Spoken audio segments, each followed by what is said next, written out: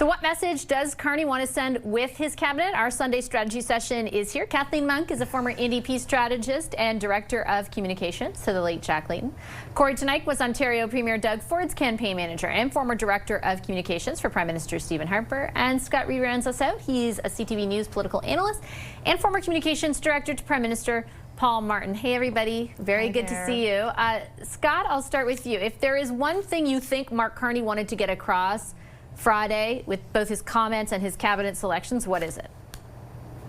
Economic focus, laser. You heard the word focus over and over and over again. And every time he talked about focus, it was attached to an economic priority, whether that was taking on Trump and the threat of tariffs, or whether it was trying to get our economy growing again and returning money to people's pockets. So they very much tried to concentrate this transition and all of his messaging around the issue of economic management. And he looked managerial. He sounds managerial. He's proudly managerial. There's none of the flamboyance or the overstatement or the long answers or the long syllables and heavily theatrical commentary that we got from Prime Minister Trudeau or any of the rabid partisanship that we get from Pierre Poilievre. Low-key, managerial, here for a job. That job just happens to be the most important one in the country. Yeah, there was some partisanship a little bit in his remarks to reporters, but to Scott's point, there was no long walk up the driveway. There were no children everywhere and families. Like it was a lot less about ceremony, which I think is a recognition in a symbolic way of the message they're trying to send, but also of the time we're in and the fact that an election's around the corner.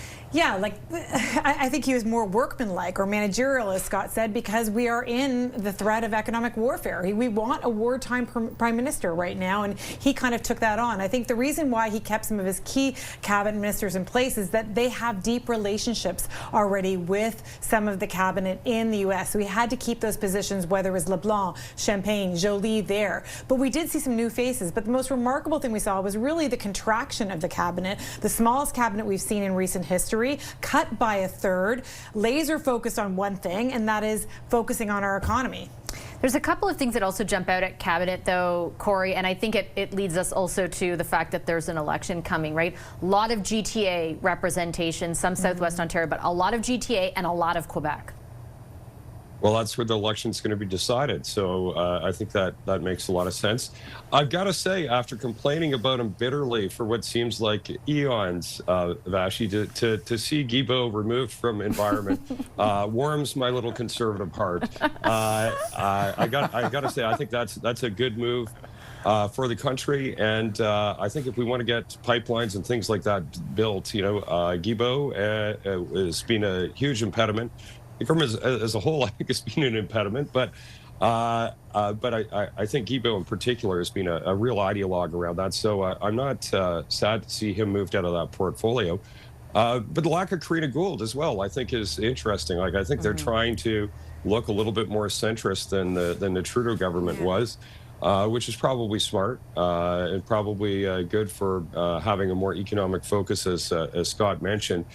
But I think for a lot of Canadians, there's a lot of the same faces. So I'm not sure they're going to see, huge change. We're debating a little subtleties, but a lot of familiar faces there. Yeah, I guess I wanted to ask you about that because certainly the opposition, Scott, is going to charge exactly that essentially because the front bench remains as it is and other members of cabinet as well, that just contracting the size or condensing the size of cabinet is not enough to land a message rather than sell a message of change. What is your view on that?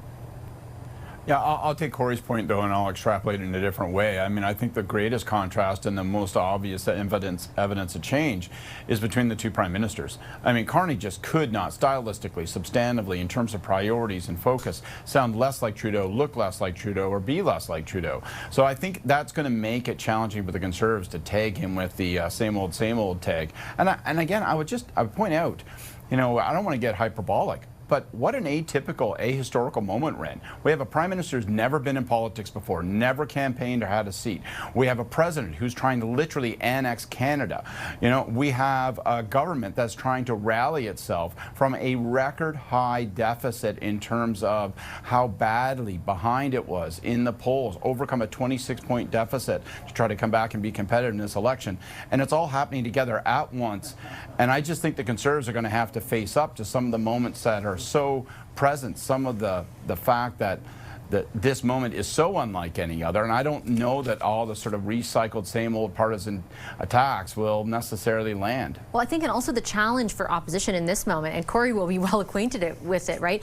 The advantage of governing during a crisis now presents itself to Mark Carney, even if that's for 10 days, but somewhat through a campaign perhaps as well. Like, you're able, as the government, to be the voice when people want a response to whatever the latest threat is. You're the one who can go to Europe, as he is next week, or the United States if that happens. Yeah, he's the one who's going to have the photo up with Macron. He's the one who's going to have the photo up with Keir Starmer, and that will give him some earned media. But listen, let's not underplay the challenge that is presented to Carney right now. We're in a really difficult political landscape. He's got to show economic leadership. He's got to fight off Trump's threats. He also still has to, staff up his office, find a whole bunch of new candidates to run in the next election, roll out a platform, and run an election in mere days, possibly. And so he's got. Are you saying that's tough in a week and a half? Like, well, just the challenge is when people are saying, "Oh, they're not moving fast enough," whatever. It's like, this is a huge amount to do in a short period of time. As someone who technically is not a neophyte to politics, but is a neophyte politician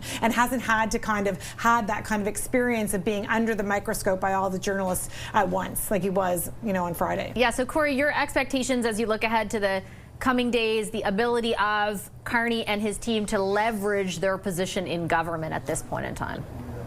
Yeah, what we certainly saw in the Ontario election is the news cycle around the trade fight with Trump, all the headlines coming out of Washington on an almost daily basis, really made it hard for the opposition candidates and campaigns to punch through with a message.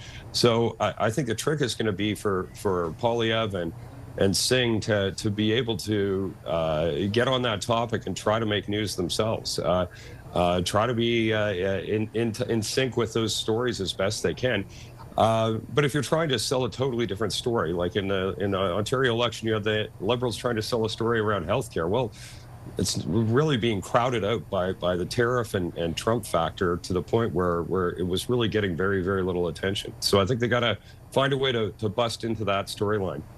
Okay, I'm going to leave it there. Let's see if they do. Thanks, everyone. Appreciate it. Scott Reid, Kory Teneycke, and Kathleen Monk. Our Sunday strategy session coming up. U.S. President Donald Trump says Canada, quote, only works as a state, and he did so while sitting next to NATO's top official who remained silent. Where are Canada's allies? The Atlantic's David Frum will join me next to talk about that.